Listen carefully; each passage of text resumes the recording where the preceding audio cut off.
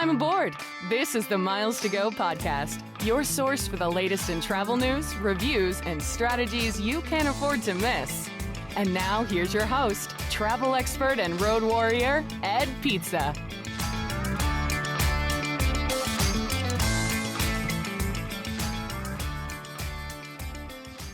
Hey guys, welcome back to the Miles to Go podcast. We are in part 2 of me being so very far away from Mr. Kerr as I sit here in Kauai in the early morning air. And Richard, I just want to make sure it was truly special to you. So I decided to do this recording out on the lanai at the lodge at Kukui'ula, which means that at least 3 or 4 times in this episode, you will hear one of the roosters crowing that's, milling around the background. If you've ever been to Kauai, it is a familiar sound, right? Lots of chickens everywhere, but I'm impressed you're calling it a lanai now. You've been in Hawaii for 10 days, so you're one of them now. I am one of them. You got to use the Hawaiian language. I am one of them. And actually, let's see if I can mess up the recording. Sorry, Jeremiah, but yeah, you can see. Look at that backyard. Pretty tasty out there. A little fire pit, some tiki torches, and all the viewers where you are now, and all the people who are listening on podcasts that cannot see anything you just did. Right. Well, that's a great thing about audio. That's a great thing about audio. The images are just unbelievable. Use your imagination, people. So we are at the lodge at Kukui'ula. I believe I am finally pronouncing that correctly. And this is a Destination Hotels property that's now part of World of Hyatt. But it is a special, unique part of World of Hyatt, which we're going to talk about in a little bit. Some things that I learned while I was here that I'm not even sure that you were really aware of how prevalent this was in terms of the benefits. I don't know what you're talking about yet, but we're going to find out. Perfect. Well, yes, we did discuss this in a chat with Mr. Howie. So, real quick for folks who are just tuning in, as we sit here a mere 5,000 miles away from you. I'm far away from you right now. GCmap.com. Let's find out while you introduce and do the standard spiel. Spiel. Oh, I like that. Yeah, so for folks who are just tuning in, you can shoot us an email. ed@pizzainmotion.com is where you can shoot your questions to us. You can find him on social media. He is at Kerr Points. I am at Pizza in Motion, and you can text us or leave us a voicemail at 571-293-6659. We also started a little Patreon-ish community, our Pizza Talks Travel Slack community. We're actually going to have a happy hour here in Hawaii before we take off with a few members of the community. If you want to support the show with a few bucks and join our happy hours and all of the lively conversation with travel experts, there's some links in the show notes. We would love that support. So have you GC mapped it, Richard? How far apart are we? I did. I am 32 miles from the Atlanta airport. You are probably 10, 12, 15 miles from the Kauai airport. Just under 10, yeah. By my calculations, we are 4,598 miles apart, Mr. Ed. But despite being that far apart, you're always in my heart. I figured I was. It rhymed, everybody. Yep, 4,500 miles. I figured it was probably right around there. So yeah, so the lodge is an interesting property. When we checked, well, I guess we can't really call it checked in. When we arrived, there was nobody in the administration area of the club. This is sort of like a combination golf club, private community sort of thing. And there was very little in the way of orientation when we got here. It was a little later in the evening. They stopped checking people in at 8 o'clock. After that, it's security's responsibility. But we've got this unbelievable house, and I'll post videos to it online. It has to be a $5 million house. I mean, just, beautiful. And so the main house is a big dining room, living room, kitchen area with this wonderful big screened-in lanai. We got the big porch out there, the fire pit, all that stuff. And there's 2 master bedrooms here with master bathrooms and outdoor showers, private outdoor showers. And then there's a whole separate casita behind this where there's a third master bedroom with its own master bathroom and tons of space. Probably the only weird thing about this place, just it being such a beautiful, setting, is that there are a lot of TVs here. In fact, there's one right behind me. There's a TV everywhere, and it's like I have no desire to turn on TVs when I'm in Kauai. But yeah, so it's really, really beautiful. And it was a really, really expensive Hyatt redemption. Yeah, you're paying, 80,000 points a night or something like that? On average, yeah, 70 to 90,000 points a night. For perspective, I think Grand Hyatt Kauai is now 40,000 points a night. But you get a 3-bedroom house. Correct, right. So I would get 2 rooms at Grand Hyatt Kauai. So I consider the pricing pretty equal there. We also grabbed a room at Grand Hyatt Kauai for one day just so we could use the pools over there. And, I mean, like, I thought the person that checked us in was excellent, super awesome. We had a good server down at the pool. But outside of that, it was, just sort of like, this was okay. I mean, the rooms are fine. Views are great. The rooms are a little tired, laid out well. They pull out mini pull out sofa for the kids, stuff like that. So, but this is a brand new house and it's beautiful. We ran into a little bit of a bump in the road, and this gets back to this benefit that I wasn't really aware of. So, for folks who have heard us talk on the show, one of the reasons why we love Hyatt is because of how they treat the top tier globalists, and one of those benefits is a very generous breakfast benefit. As I mentioned, the check-in here was really quick, gave us quick orientation on the house, told us where the fitness center was, and, told us to have a good trip. So we got up the next morning, we came down, walked to the club where the only restaurant is, and looked around at the administration area. Nobody there, so didn't really have anybody to ask. So we just went. There's a very small, like, continental breakfast dish thing over in the recreation area. There's some pool tables, stuff like that. And there was, pastries, a couple things of fruit, and some coffee. And that was where I sort of got a little bit nervous. I'm like, all right, maybe that's what they're calling the breakfast. But that would be, like, really, really thin. And I don't really invest a whole lot of time and energy in, like, what I'm getting for my free breakfast. But it did, like, most of the trays were empty and, anyway. So we're like, well, we'll go sit down. We wanted a full breakfast regardless. So I was like, even if I've got to pay a little bit, I'm not really that concerned about it. And so we sat down and we asked the server, what's the deal with the Globalist breakfast benefit? She's like, I'm not 100% sure, but I think they just take it off of your bill when you're done. I'm like, okay. Spoiler alert, that's not what happens. It is a very, very expensive breakfast. Beautiful setting, but breakfast was $200. And that's where we learned, and I'll put this link in the show notes, that a lot of these new properties don't have a breakfast benefit. And when I say that, what I mean is that there's actually this link on the Hyatt website that Howie found, our buddy Howie Rappaport, where it lists all these new hotels, and then there's like check boxes of things that they offer. And one of those is Globalist breakfast benefit. And so you can see before you decide to book a hotel whether it's got a check mark for breakfast benefit or not. And that was kind of news to me. I didn't realize that there was now a formal program where properties are opting in and out of the breakfast benefit. Is that something that you were aware of? No, it wasn't. Although in this kind of a unique situation, I can't say that surprises me, because I think even Hyatt has some exclusions in there. But I want to know what you paid for breakfast before realizing what was not going to be taken off your bill. Yeah, it was a solid $200. It was, juice was $12, eggs were $30. I love Hawaii. Yeah, and on top of that, like, again, just without a lot of detail, because they said it's a club, they don't present you with a bill. Okay, that's fine. So we got done eating breakfast, and I wanted to make sure that the server got tipped, so I left cash on the table. And then I found out later in a piece of paper that we had in the that we found in the lodge that you're not supposed to tip because everything gets service charged. So an additional 25%. So she had a really good breakfast tip from us. Yeah. So when the dust settled, breakfast was really closer to 300 than 200. But and to your point, I absolutely agree that unique properties like this are in a different lane, and I totally understand why they wouldn't offer the breakfast benefit if they wanted to still be a part of award redemption and stuff like that. And they probably can't figure it out from a technology standpoint is the honest answer from what I've learned in my day job. Oh, I think they could. It's real simple. It's called manager void, $0 discount, 100% discount, done. But I don't blame them for not offering free breakfast. The only thing I'd say, and we're big fans of Hyatt here, I don't criticize them very often, but as they've rolled out all of these new properties, I haven't received any sort of, heads up on, hey, here's the page you look at to see if you get your benefits. And I think that would have been a pretty easy thing for them to point out. That page again now, so I can see if any of my upcoming stays. I'm like, wait a minute. That's why I keep people watching video are like, what he's looking at. I'm like looking at my new stays and see, like, is this where I'm counting on this family breakfast here. Yep. Like I said, I have absolutely no problem with them not offering it. We have an incredible house, and I think we're getting incredible value at it. We've got a full kitchen. We can make our own breakfast. Like, I'm not the guy who's like, you have to give me free breakfast in paradise. I just would have liked to have known ahead of time, and I think Hyatt could have done a better job communicating that to their members. Is this the Kauai luxury vacation villas, or is this a different thing? No, this is different.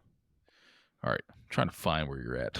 Yeah, the Kauai luxury vacation villas are down closer to the Grand Hyatt Kauai. They're along the Poipu Beach. So yeah, it's the lodge at Kukui'ula. It's like, so if you stayed at the Grand Hyatt Kauai, if I remember correctly. Right next to it. We had that vacation house right next to it.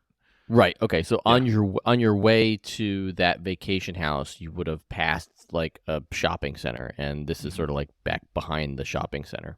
Got it. So, okay, I know exactly what you're talking about. Yeah. Yeah. Golf course just opened apparently, and this place is massive. I talked to a friend of mine who's been to Kauai. He said, by his own estimation, probably 15 or 20 times over the course of his life. He loves it here. Oh yeah, me too. I go every other month. And he said that they toured these houses for construction just because they wanted to sort of pretend they were rich. And he found out that Drew Brees has a house here, and the numbers on construction here are just stupid. I mean, these houses are unbelievably beautiful. I mean, the property has some really unique benefits that I think I like. I'm not saying they add a ton of value, but they're just very interesting. So, like for example, there's apparently a large working farm here that they use at the restaurant, and if you're a guest of the hotel, you can either just drive up to the farm and pick whatever's available crop, or there's a little farm stand right beside the lodge clubhouse where you can just like they'll harvest stuff. There were limes, there was kale, there were a bunch of herbs. So you could just take whatever produce you want and use it to cook your meals. So I thought that was a very interesting and different benefit. The fitness center is off the charts. So, I mean, there's one of everything you could want there. And then, I mean, you'll love this because I know I loved it. They have either 3 or 4 Peloton bikes, and then they have a wall of shoes. So you pick your own shoes? Yeah. Exactly right. And there's a guy there spraying them and sanitizing them. So they're all clips. And I looked at it like, oh, gosh, they're all clips. I can't use a Peloton this week. And then Michelle's like, hey, Ed, look behind you. And I look behind me, and there's just this wall of every size of shoe. I'm like, holy cow, that's awesome. Hey, dummy, look behind you. Right. That's what you said. So yeah, so that's the lodge in a nutshell. The pools are really interesting as well. Sand bottom, 0 entry pool. There's a bunch of small little like tide pools and stuff like that. Tons of umbrellas and shades and stuff like that. It was never crowded at the pool. So definitely different than the Grand Hyatt Kauai, which was packed when we were there, but to the gills. So you're in a 3-bedroom cottage at the lodge at Kukui'ula. And apparently there's 2 different versions of the 3-bedroom cottage. So the one that we're at is the 3rd bedroom is a separate casita, and then there's a private fire pit because everybody needs a private fire pit. So just searching some random dates here in September, quote unquote, the shoulder season for Hawaii, even though it's always busy now, whatever, it doesn't matter.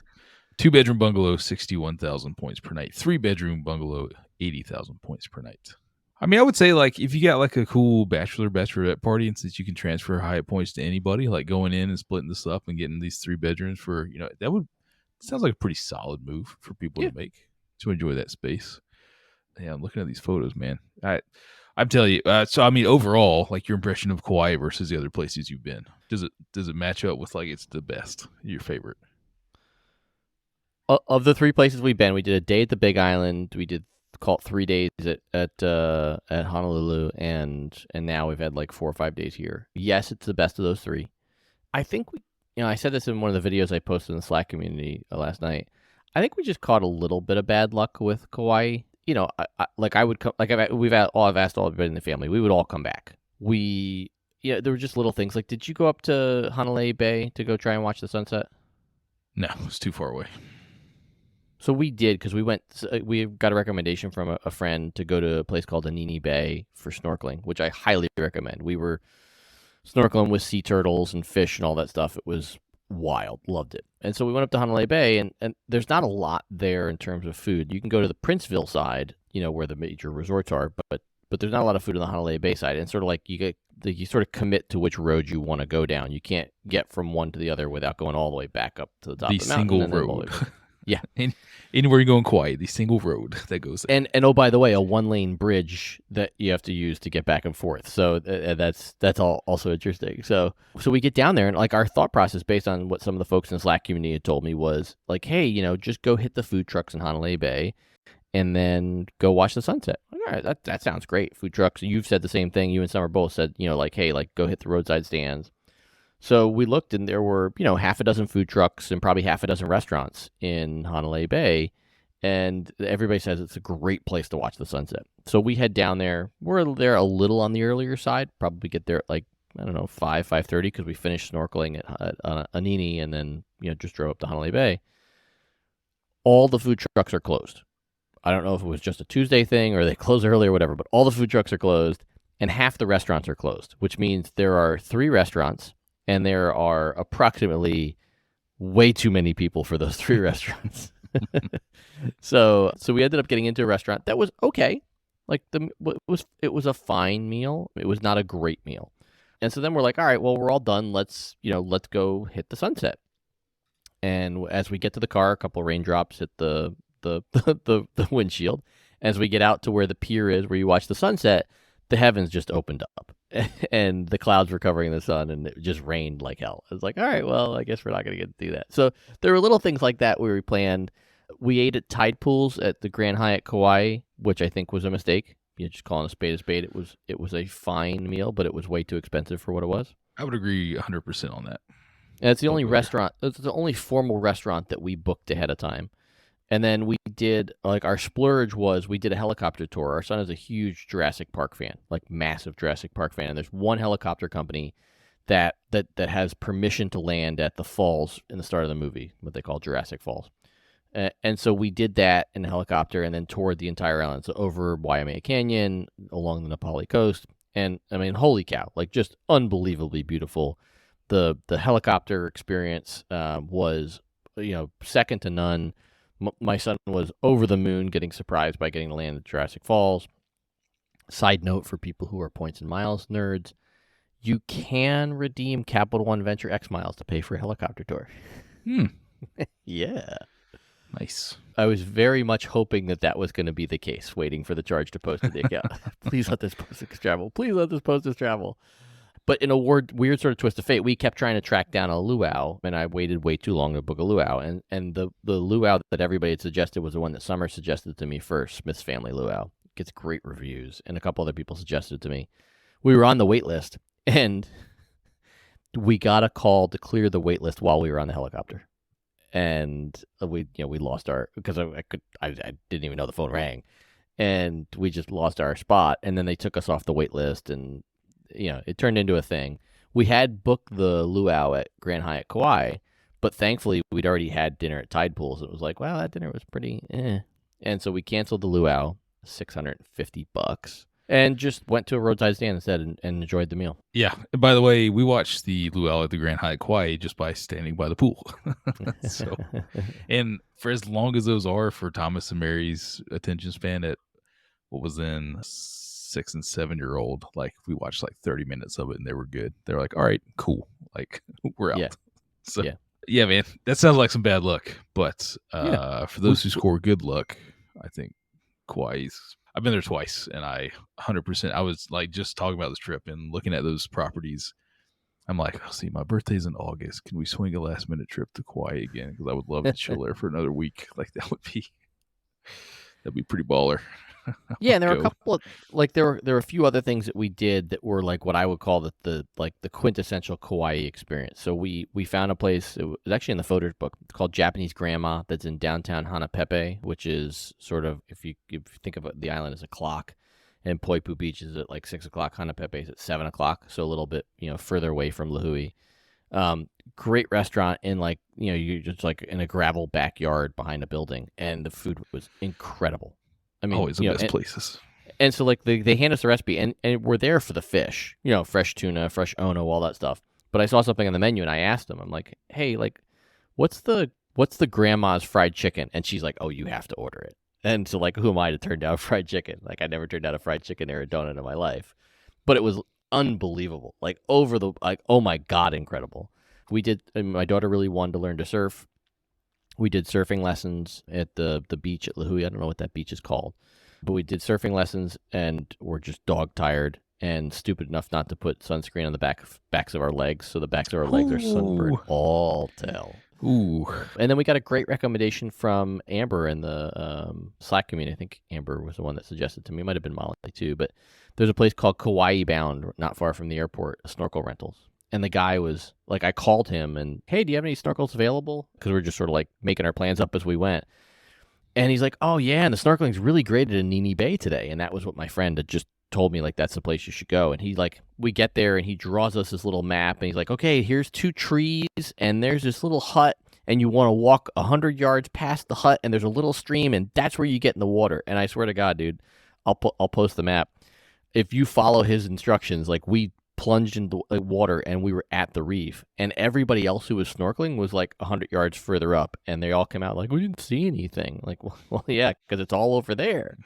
So that was a cool little adventure. Super nice guy. So we, like, there were definitely things we did that were just off the beaten path, you know, hit a roadside stand and enjoy ourselves. Yeah, so I mean, I would come back. There's so much we didn't get to do on both islands. We're leaving a little bit early because my son really wants to do the Jurassic Park tour on Honolulu. So we're probably getting a day and a half, or maybe almost 2 days less in Kauai than we probably should have had. But, you know, I would definitely come back. I just, you know, like I said, a little bit of bad luck here and there. Can't wait to plan my next trip. I'm going to look at how to get one of these houses to see if I could ever pull the trigger on that many Hyatt points. Last comment before, just because I'm curious, a question for you. Like, how busy was it when you were here? Not busy, which is why we went when we did, middle of September, when everybody was back in school, and it was pretty chill, man. Like, it was great. That would be the one thing I would say for folks who are thinking about booking. Like, we did what we did because it worked out for the schedule. We didn't have a choice to do it any other time.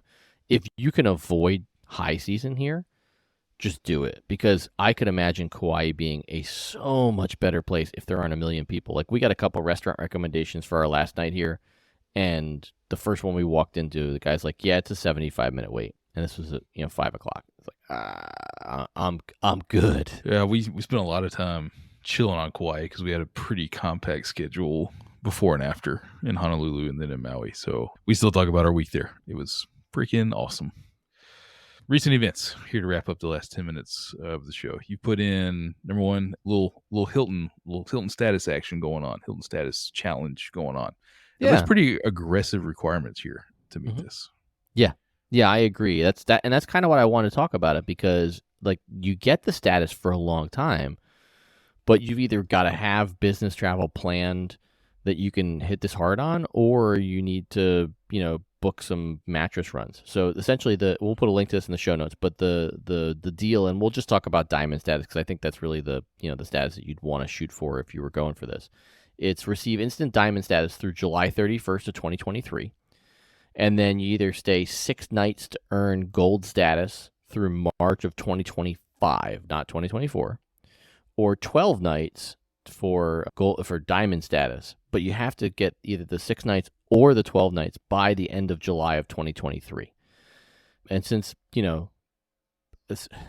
you're right up against the start of July at this point, you've really got to have either a flexible schedule or travel booked to make this worth it. So, let's just assume you have a couple of trips to New York coming up in July and you don't have diamond status. Would you consider switching some Hyatt stays to try and hit this?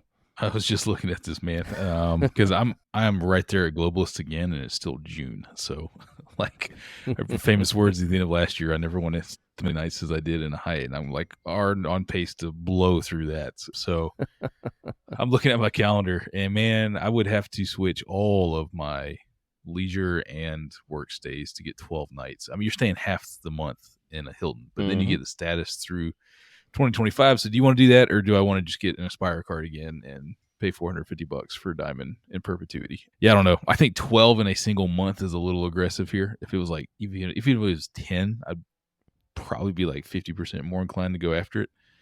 But I think it's just too many in a month. Yeah, I think so too. Like I said, I think it's a great, if you can pull this off, it's great. I mean, getting 21 months of status, that's awesome. But it's like if you had known about this, if they had talked about this in April or May and you could have done some planning for it, I could see a bunch of people making a run for this. Yeah. I mean, it's no built status challenge where you get Globalist till 2025, but they got to do what they can.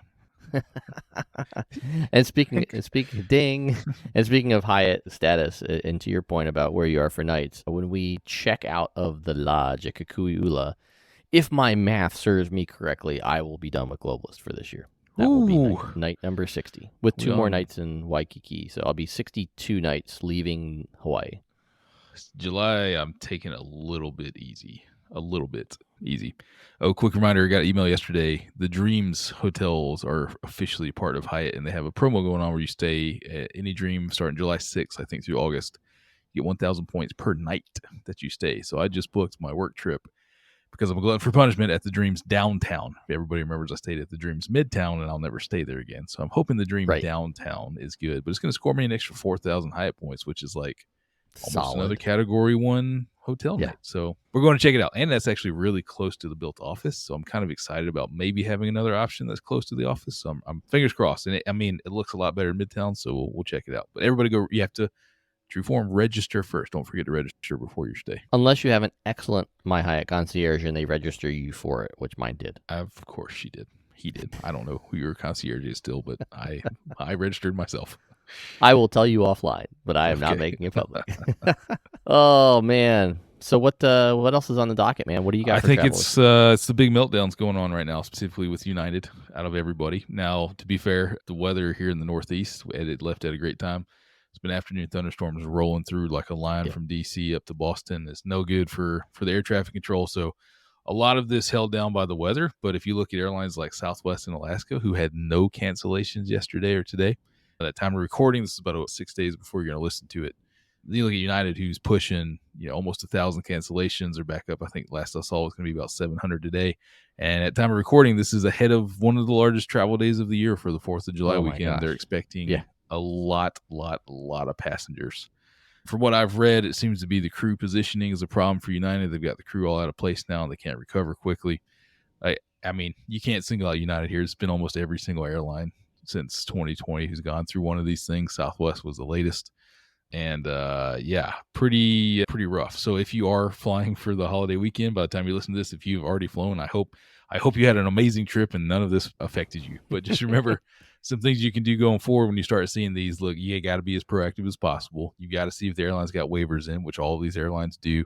You got to rebook yourself. If you can't rebook it with the airline you book through, book it with somebody else. Take a look at the quick numbers of where the cancellations and delays are at. If I was traveling for this holiday weekend, I probably would have already rebooked myself on a Southwest flight, who doesn't seem to be having any operational problems, knock on wood. And it is in your hands. If you end up in the 4.5 hour customer service lines that I've seen the videos of on social media from Denver and Newark, that's half on you. You cannot put yourself where that is your recourse, is to go get in a line that's half mile long in the Denver airport like that.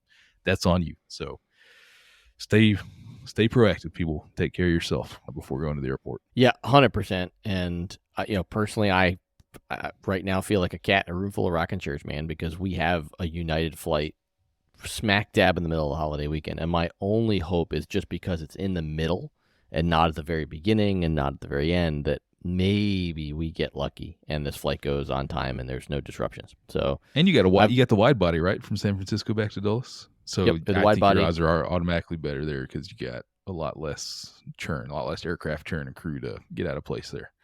I think so. I mean, the flip side is that obviously it's harder to sub for a wide body if it's out of whack, just because there's so fewer crews. We're in a big hub, so I feel, knock on wood, reasonably good. But I'd be lying if I told you that I didn't spend 20 minutes last night creating a little Google Doc of all the potential backup options. And I even thought about switching, to your point. I looked at Southwest and said, is there a viable option to get home from the West Coast? Because the holiday weekend, there was nothing cheap. And so it's all right, am I really going to, without any knowledge that my United flight is going to have a problem, am I really going to switch to a really expensive option last minute? Yeah, you're set up better than most. But if you're flying like a United 737 from Albany to Dulles, good luck out there.